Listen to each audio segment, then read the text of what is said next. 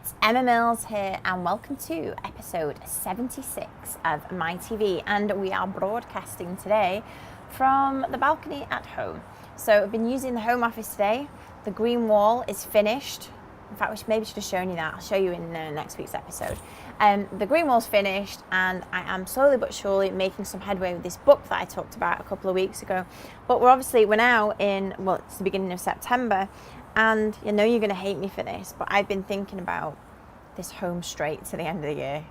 And I'm not wishing my life away, but I feel like it's a time when people are coming back from summer holidays and they kind of get focused as to what they want to achieve in those main months of September, October and November, because a lot of our customers they'll only get half of the month in December. So I feel like those are 3 key months to really get things done. And to get those 3-month goals, what do we want to achieve? So today, I'm going to give you a really old school tip, and I'm not going to take credit for it because I went on a KPI course a couple of weeks ago, a DENT course, a couple of weeks ago. It was about getting sales, and a gentleman called Nick Rickson ran the course. And one of the things he talked about in this whole day, which was about getting sales, which I took Becky on, because obviously Becky's now coming on board with the sales role, is a tip that he uses to get complete productivity and maximise his day. So he is super strict with his calendar. So he will colour code the days in his calendar in that blue days are days he creates revenue, black days are strategy, and his PA cannot change these days at all without prior say so. So he knows that he has X amount of hours every week dedicated to 3 different parts in his business. Now I think being strict with your calendar is really important. I was on an onboarding call yesterday with a new customer of ours, and she was talking to me about how she's planning to chunk her calendar, her diary, and I've spoken about it loads, and I kind of half do it. I need to get into it more, but chunk out specific time for sales calls, for creating the marketing, for maybe some customer service, find out how your customers are doing calls, but putting chunky time in diaries which cannot be moved is really important to keep you on track with things. Anyhow, this old school tip, which I've started using, and I have to say, yeah, it's cool and it's working well for me.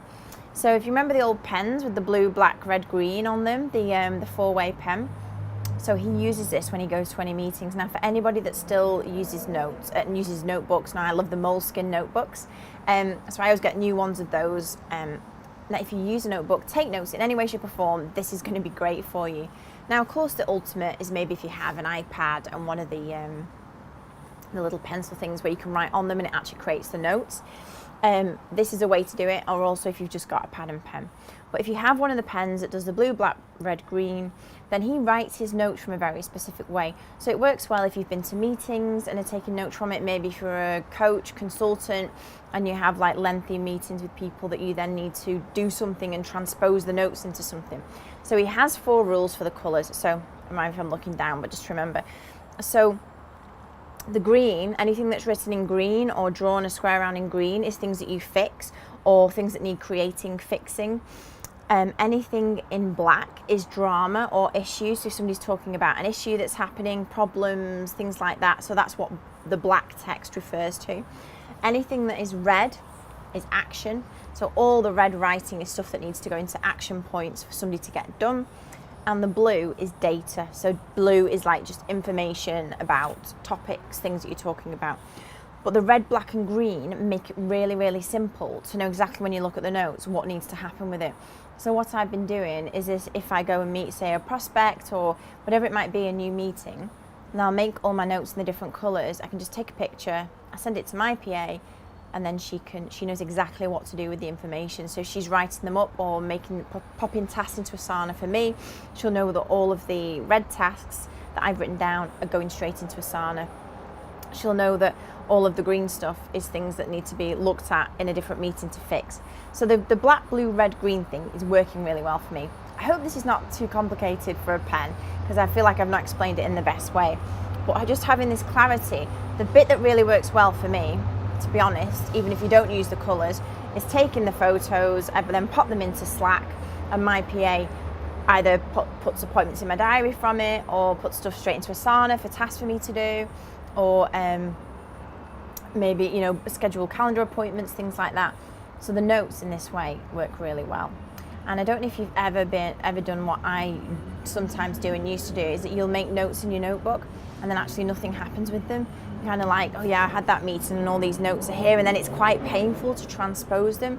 So as long as notes are super clear what you need to do with them, as long as you have somebody to help you to get good stuff out of that, and so that they can move along while you're on to the next thing, then that is working really well for me, and is one of the things that is going to help me maximize my time even more, because it's a never-ending journey on being productive, using tips and tricks and hacks that will make my day and my week more productive. And this is one of the things that I really love.